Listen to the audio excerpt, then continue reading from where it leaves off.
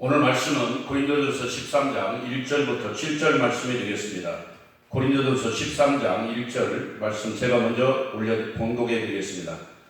내가 사람의 방언과 천사의 말을 할지라도 사랑이 없으면 소리나는 부리와 울리는 꽹과리가 되고, 내가 예언하는 능력이 있어 모든 비밀과 모든 지식을 알고 또 산을 옮길 만한 모든 믿음이 있을지라도 사랑이 없으면 내가 아무것도 아니요, 내가 내게 있는 모든 것으로 부재하고 또 내 몸을 불사르게 내줄지라도 사랑이 없으면 내게 아무 유익이 없느니라.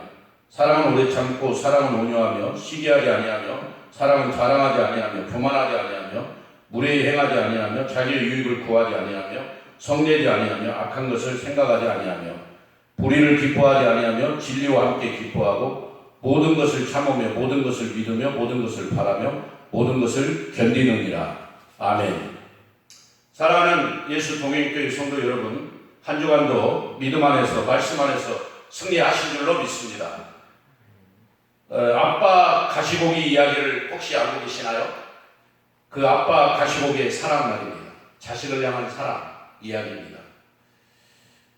가시고기의 특징상 그 엄마 가시고기는 새끼를 낳고 어디론가 사라져버립니다. 그러면 그 새끼를 보호하고 그 새끼를 끝까지 지켜주는 그 물고기는 아빠 가시고기랍니다. 자신의 몸을 새끼들에게 다 주고 자신은 마침내 앙상한 뼈가 되어서 그 마지막을 장식한 그 아빠 가시고기 이야기입니다. 5월달은 가정의 달입니다. 사랑 회복의 달이기도 합니다. 오늘은 특별히 어버이 주일입니다. 저 어버이 은혜에 감사해서 어버이의 그 크신 사랑을, 그 은혜를 또 감사하는 그런 날이기도 합니다. 그래서 오늘 저는 설교 제목을 사랑이 없으면 이란 제목으로 말씀을 드리고자 합니다. 오늘 본문 1절에서 3절에 똑같은 문장이 3번 반복되는 것이 있습니다. 내가 뭐뭐뭐 하고 사랑이 없으면 난 단어입니다.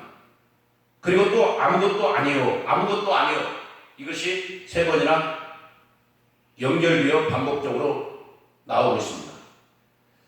다시 말하면 사랑이 없으면 아무것도 아니라 하는 말씀입니다. 바울은 먼저 고린도전서 12장에서 성령의 은사에 관해서 여러 은사를 설명하고 있습니다. 그러면서 마지막 장에 31절에 너희는 더욱 큰 은사를 사모하라. 내가 또한 가장 좋은 길을 너에게 보이리라 말씀하고 있습니다. 오늘 바울이 13절에 더욱 큰 은사를 사모하라. 이 더욱 큰 은사는 저는 개인적으로 말씀 은사라고 봅니다. 말씀 은사가 가장 큰 은사입니다. 그리고 내가 또한 가장 좋은 길을 너에게 보이리라 하는 그 좋은 길이 바로 고린도전서 13장으로 이어지는 사랑인 것입니다. 그래서 우리는 고린도전서 13장을 사랑장이라고 합니다. 많은 사람들이 이 고린도전서 13장을 가지고 노래를 만들고 또 문학적인 시를 쓰고 또 소설을 만들고 얼마나 많이 하는지 모릅니다. 그런데 오늘 본문 말씀처럼 사랑이 없으면 아무것도 아니라는 거예요. 이것을 오늘 저는 좀 말씀을 드리고자 합니다. 예수님이 이 땅에 오셔서 우리를 위해 화목제물로 돌아가셨습니다. 그 하나님은 자기 아들 예수님을 이 땅에 보내서 그 십자가에서 저와 여러분을 위해 살찌고 피 흘려 죽게 하셨습니다. 그 하나님의 사랑. 그래서 우리 기독교는 사랑의 종교라고 말하고 있습니다. 자, 하나님이 인간을 창조할 때 우리가 사람을 만들자. 근데 우리 사람을 만들 때 우리의 모양과 우리의 형상을 따라서 그렇게 사람을 만들자고 말씀하셨습니다. 그러면 우리가 하나님의 형상을 닮았다는 것, 우리 인간이 하나님의 형상을 닮았다는 게 뭐냐? 그걸 저는 5가지로 설명할 수 있는데 그게 유일하다는 거예요. 유일성입니다. 우리 인간은 60억 인구가 있지만은 나 자신 하나가 유일한 존재입니다. 쌍둥이도 비슷한 것 같지만 유일한 존재입니다. 그리고 존귀한 자입니다. 유일하다는 말은 존귀하다는 뜻이 들어있습니다. 여러분, 독일에서 자동차 회사가 차 한 대만, 유독 한 대만 차를 새로 새 차를 만들었습니다. 그리고 그 한 대, 전 세계적으로 있는 딱 한 대 차를 경매를 내놨는데 그 한 대가 42억에 팔렸다고 합니다. 여러분, 우리는 이 지구상에서 유일한 존재 딱 하나밖에 없는 나예요. 자동차도 42억 가는데 저와 여러분, 우리 인간은요, 그 이상의 가치가 있지 않습니까? 근데 어떤 분은 기도할 때 내 손톱에 때만도 못한 나를 그렇게 말씀하시는데, 물론 겸손한 표현이겠지만은 우리는 유일한 존재라는 그 하나님의 성품, 하나님의 형상 중에 그 유일성을 우리가 담고 있다는 것. 두 번째는 영원성입니다. 영원은 사람들이 죽고 나면 모든 것이 끝난다 그러는데 그렇지 않습니다. 우리 사람은 영원한 존재입니다. 하나님도 영원하듯이 우리도 영원한 거예요. 그래서 영원하신 하나님, 우리 인간은 예수를 믿고 죽은 사람은 영광 중에 영생을 누립니다. 그러나 예수를 안 믿고 죽은 사람은 영벌을 받으며 영생합니다. 여러분, 지옥 가면 한 번에 죽는 게 아닙니다. 그것도 영생의 장소예요. 그 대신 벌을 받으며 영원토록 고통을 받으며 그 지옥에서 그 고통 가운데 지내는 것입니다. 그래서 우리는 영생의 종교, 영원성, 하나님도 영원하기 때문에 우리 인간도 영원하다. 그 다음에 또 하나는, 세 번째는 인격성입니다. 우리 모든 사람에게는 하나님이 부어주신 지, 저, 의의 그 인격이 있습니다. 그래서 하나님을 알 수 있는 것입니다. 그리고 하나님을 경배할 수 있고 하나님께 예배를 드릴 수 있는 것입니다. 왜? 하나님 우리에게 인격을 주었기 때문에. 하나님이 우리에게 그런 주신 인격성. 그 다음에 네 번째는 거룩성. 하나님, 내가 거룩하니 너희도 거룩하라. 그렇게 말씀하셨어요. 우리는 거룩한 존재입니다. 거룩한 하나님의 성전으로서 나 자신이 늘 거룩에 힘쓰는 그런 성도가 되어야 됩니다. 우리가 하나님의 형상을 닮았다는 것은 하나님의 거룩을 우리도 담고 있다는 것입니다. 마지막 하나는, 다섯 번째는 사랑성입니다. 사랑하는 자들아, 우리가 서로 사랑하자. 하나님은 사랑이시니라. 우리 하나님은 사랑이 하나님. 근데 우리 인간도 그 하나님의 사랑이 우리 안에 들어있다는 것입니다.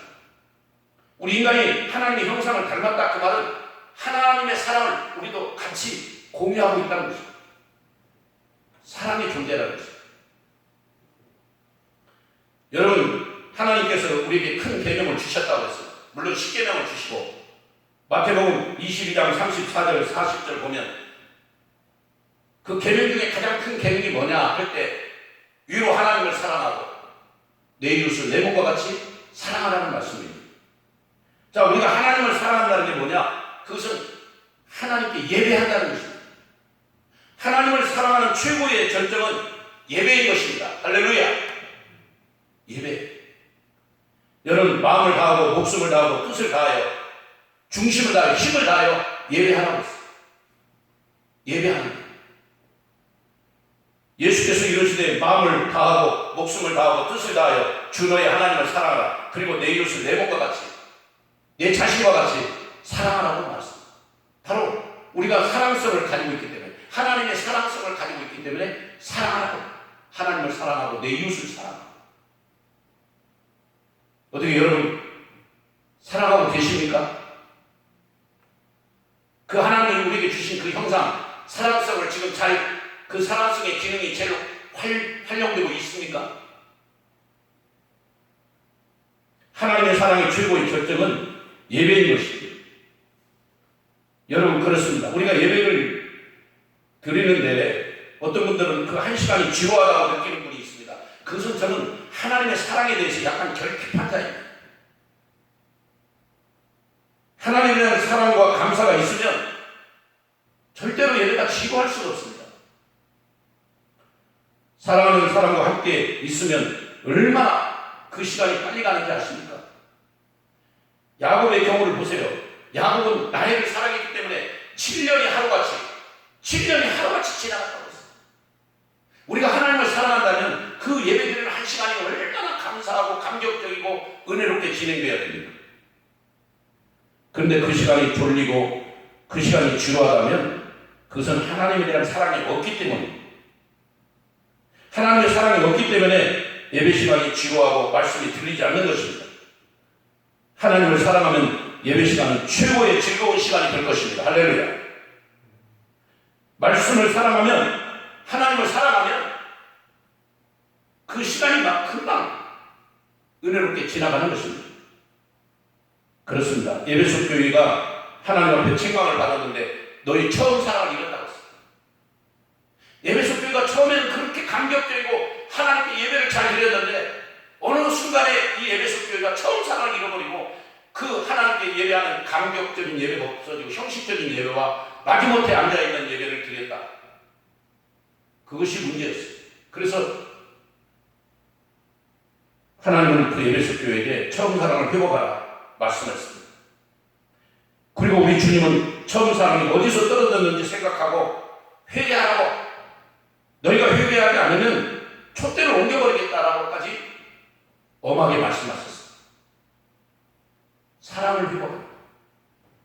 하나님의 사랑의 최고의 결정은 예배라는 거 꼭 기억하시기 바랍니다. 그렇다면 이웃사랑의 으뜸은 뭐냐? 부모사랑, 부모 공경입니다. 오늘 제가 어버이날인데 어버이에 관한 설교를 해야 되는데 왜 사랑에 관한 설교를 하는가 좀 의아해 하시는 분이 있을 것 같습니다.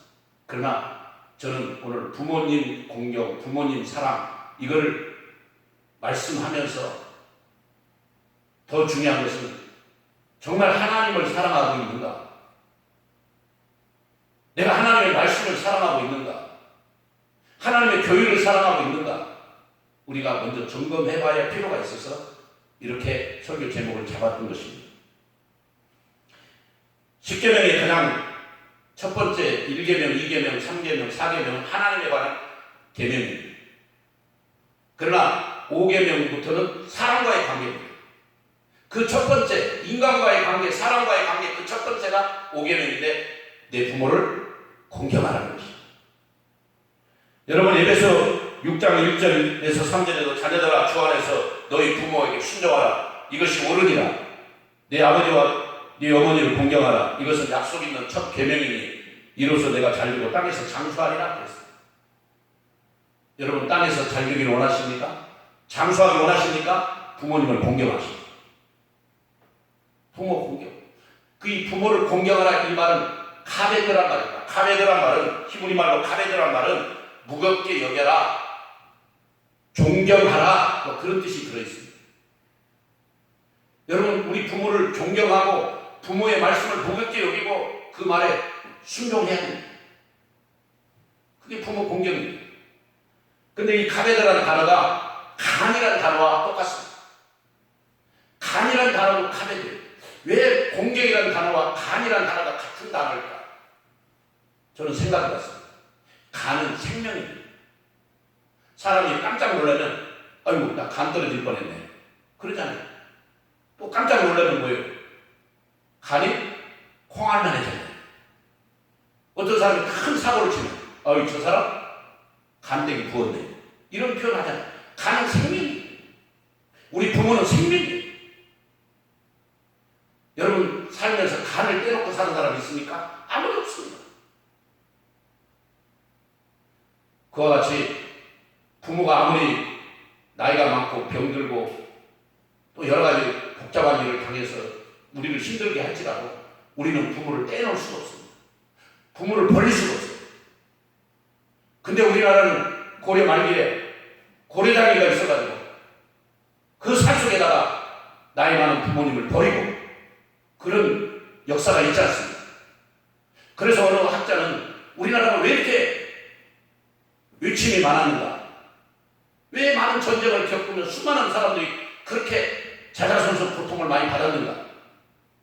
그게 부모를 공경하지 않은 벌로, 부모를 공경하지 않은 대가로 그렇게 전쟁이 많았다라고 말하는 어떤 학자가 있더라고요. 여러분, 부모를 공경해야 돼요.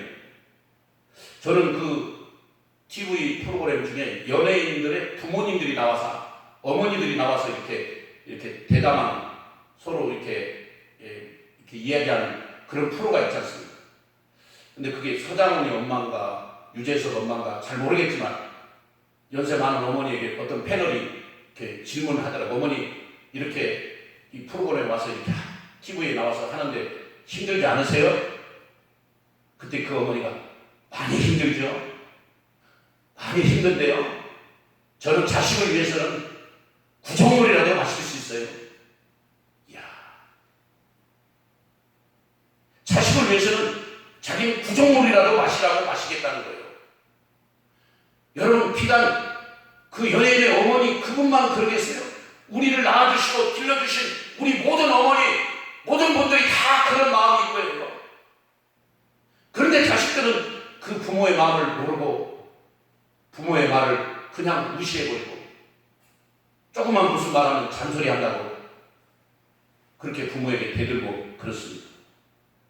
여러분, 조선시대 권효가 있는데 이 권효가 한 부분에 이런 글이 있습니다. 한 부모는 열 아들을 하나같이 길렀건만 어찌하여 열 아들은 한 부모를 받들지 못하는가. 한 부모는 열 아들을 낳아서 하나같이 다 길러줬는데 사랑을 베풀었는데 어찌하여 열 아들은 한 부모를 모시지 못하고 그렇게 부모들의 마음을 아프게 하는가. 그런 표현이에요. 여러분, 이용렬 작곡가 얘기가 있습니다. 이분은 어렸을 때 그 음악을 이렇게 좋아해가지고 작곡가가 꿈이었습니다. 일제 말기에 태어나서 그는 일본어로 음악을 더 공부하게 갔습니다. 가서 음악을 공부하고 작곡을 공부하다 보니까 피아노가 필요한 거예요. 근데 자기 돈으로 피아노를 살 수 있는 돈이 없어요. 어떤 방법이 없어요. 근데 작곡가가 되려면 피아노가 반드시 있어야 돼요. 그래서 어머니에게 편지를 보냈어요. 어머니, 나 이제 작곡가 공부 그만해야 되겠습니다. 피아노가 없어서 도무지 못하겠습니다. 그만할게요.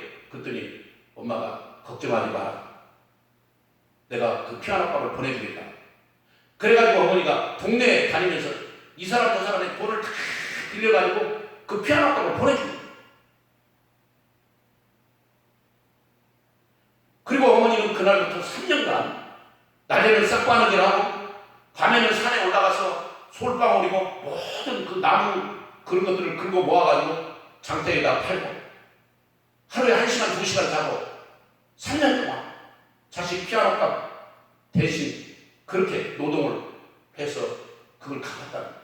나중에 이 이용렬 씨가 그걸 알고 그 양주동 씨가 쓴 그 시를 갖다가 작곡한 게 여러분 우리가 잘 아는 어머니 은혜 그 노래입니다.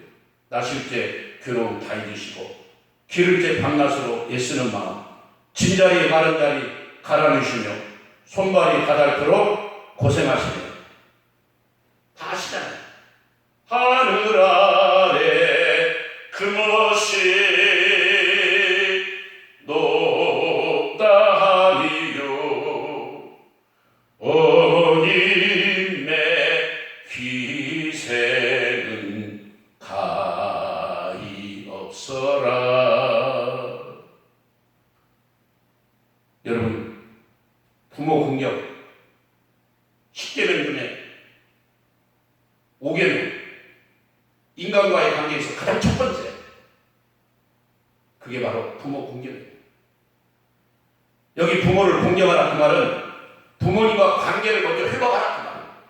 여러분 지금도 부모님과 관계가 잘 안 되고 소통이 안 되신 분들이 있다면 회개하시고 부모 관계가 소통돼요.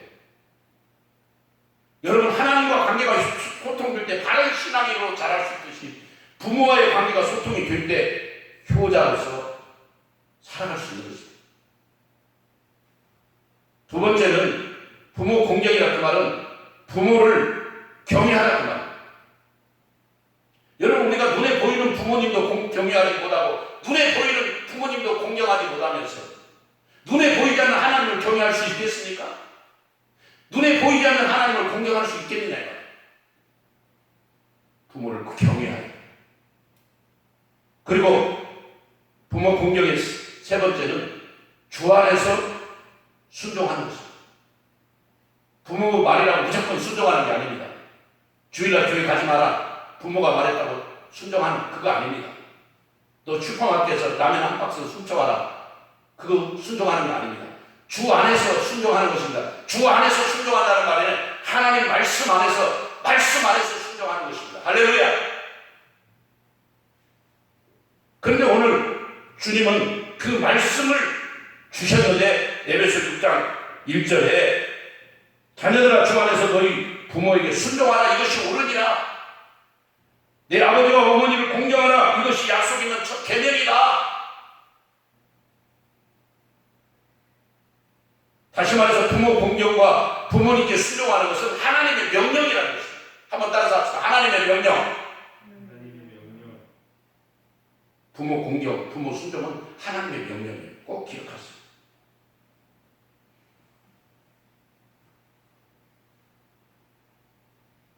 여러분, 설교를 내려가는데요. 우리가 이렇게 부모를 공경하는 것도 그 부모에 대한 사랑, 하나님을 경외하는 것도 하나님에 대한 사랑을 알아야 돼요. 그 하나님에 대한 사랑이 없으면 결국 아무것도 아니기 때문에 그렇습니다. 아무것도 할 수 없어요. 공경할 수 없어요. 경외할 수 없어요. 오늘 성경 본문에 말했잖아요. 내가 사람의 강함과 천사의 말을 할지라도 사랑이 없으면 소리나는 구리와 울리는 꽹과리가 된다고 했어요.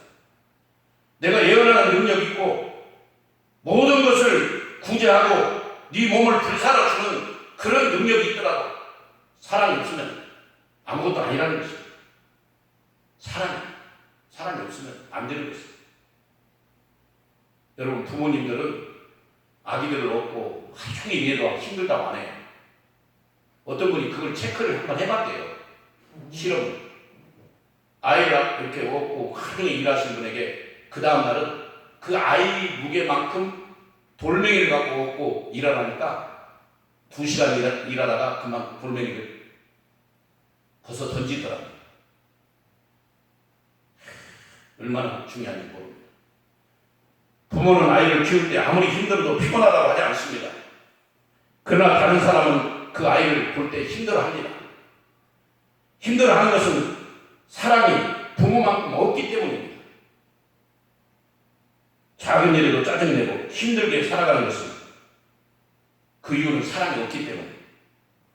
사랑으로 하는 것은 힘든 것이 아무것도 없습니다. 사랑으로 하면 피곤이 없습니다.